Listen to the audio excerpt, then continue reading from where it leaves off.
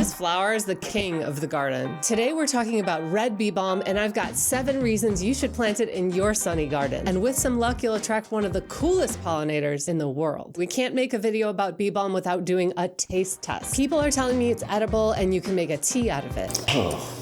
That's great, but I wonder if you can use it to make a mojito. I love this. Let's get it. We all want our gardens to have gorgeous flowers that are showy and make the garden look pro, but not every flower is supposed to be a centerpiece. When you group eye-catching colors together, it's really a head turner. You're gonna be so proud of your garden. Meet Monarda didyma, red bee balm. This flower is absolutely king of the garden, but if I had to start over again, I would start by designing around this flower. Because we need to give the king some room.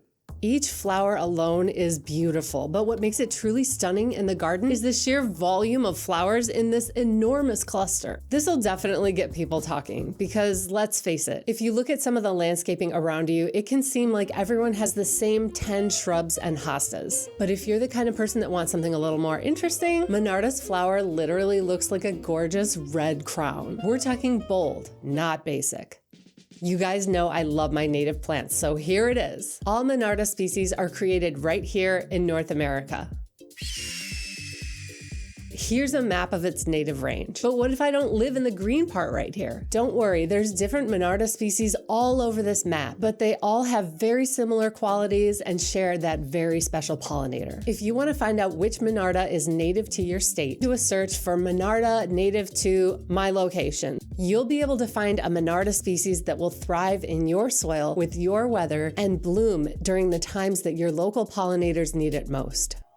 Both gardeners and pollinators want to enjoy the flowers for as long as possible, especially if we have a short growing season and long winters. It seems like each of Monarda's flowers blooms for weeks, but if you look closely, you can see small flowers start blooming at the center. When they're done, more flowers grow further and further and further from the center in a ring.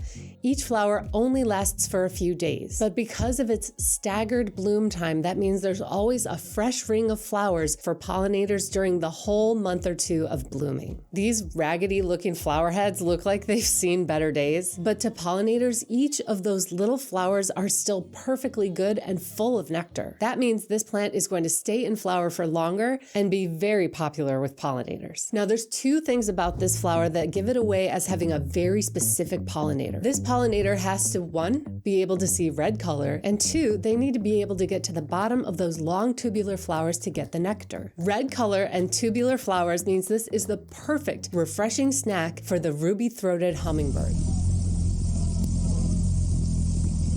This hummingbird is the main pollinator for this plant. See if you can notice something interesting about the way this hummingbird is diving into the flower. This flower head is actually a cluster of about 15 flowers on the same flower head, or inflorescence. This makes it easier for the pollinators to use because every tiny flower is full of nectar. Most insects have a hard time with this flower, but the tube shape is perfect for hummingbirds. And we can't forget our special pollinator, the hummingbird moth. Yup, this girl looks like a hummingbird, but she's an insect with a long tongue that can dip down into the flower, just like the hummingbird. It's such a special day when you get a visit from a hummingbird moth. I never get tired of seeing them. The larger bumblebees also have ways to get to the nectar. It's a little more work for them, but they still love it. I know some things about plants, but I don't know a lot about bees at all. Just know that these are crafty guys that know how to get in there. So bee people, if you can help me out with identification in the comments, that'd be awesome. Luckily, at my house, the pollinators are on this plant all day. You'd think I'd have a lot more quality videos of them, but I don't. Hummingbirds move fast and they're hard to take pictures of. So I'll have to disguise myself this summer like this bird enthusiast here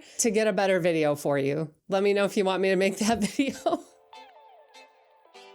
There's one more important thing about this plant that doesn't get talked about enough, but is absolutely crucial to some of our caterpillar and moth friends. Caterpillars can only eat the leaves of certain plants, and Monarda didyma is a host plant to 3 different moth species who would otherwise go extinct if it weren't for these leaves. That's why it just feels so rewarding to host these plants in our backyard. So please do not ever spray these plants with pesticides. Instead, we should celebrate when we see holes in the leaves. The plant will survive. And if you think about it, holes in the leaves means that your garden is part of the ecosystem. And that's what we really want. This next one is going to be very important, especially to our friends in the Northeast. I'll tell you, there's nothing worse than buying plants for wildlife and then having those plants immediately eaten to the ground by said wildlife. I know it feeds them, but it's only one meal, and that's not really going to work for us.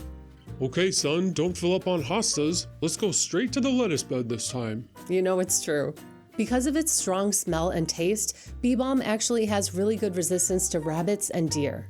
Disclaimer, when I say deer and rabbit resistant, I mean, yes, I know they'll eat anything sometimes, but this is definitely not their favorite. So it's safe to say this is one of the better plants to plant if you have a lot of rabbits and deer.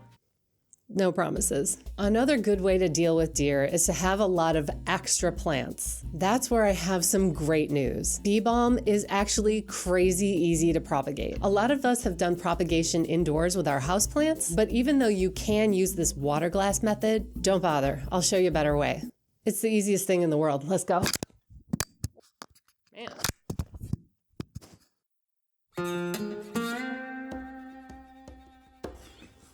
It's literally so easy.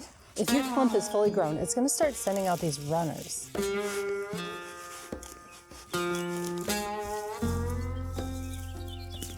There we go. So here's the stem, and here's some roots down here, and then this is the runner. This is the rhizome. Look, there's already a root on there that's pretty large. I mean, this is gonna grow so fast because it's already got everything that it needs to be successful. So you don't actually have to wait several weeks for it to make the roots. It's got the roots right here. So you just take this runner and let's find some more for it. Okay, I'm gonna put this in my raised bed. So you don't have to dig a deep hole and then stick this in the hole like that.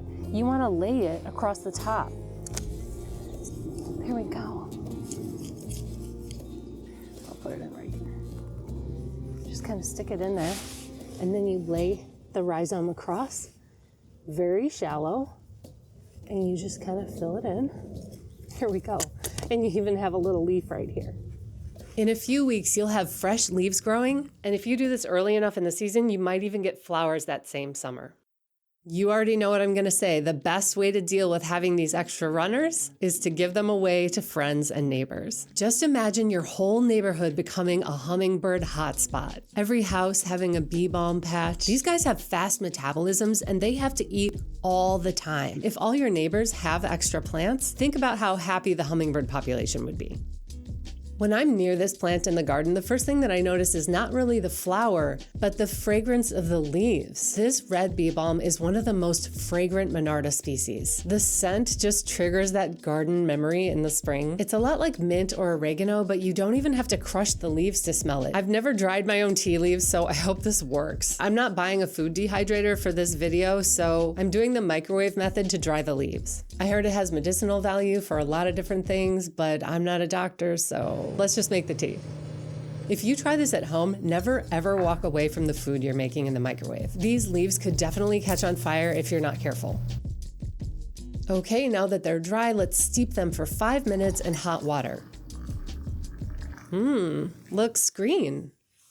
Smells pretty nice. That smells like the compost. Smelled it earlier, I was like, oh no. It smells like yard work. Definitely has a smell. Maybe I didn't dry them enough and that's why it smells like the compost. You know, it tastes better than it smells. Like a fresh yard taste. This is gross. Oh, we're 0 for 1. I mean, it smells bad. It doesn't taste good. Very Gen X reacts. And, you know, I don't want to it's worse? It's worse with honey. Let me borrow your spoon. Oh, no. Why does the honey make it worse? It's very different. Here's my proposal. Mojitos. This is so cute. You cut the limes into little triangles. Cheers. That's pretty good. It tastes real close to a real mojito, actually. I really like it. This might be our new drink. Yeah, it's good. If you're going to make this, I think you need more because the flavor is really subdued. Thanks, sweetheart. This is great. Let me know in the comments if you want me to do a mojito for every plant in the mint family. Probably get millions of views. You can help this video get millions of views by watching this video next.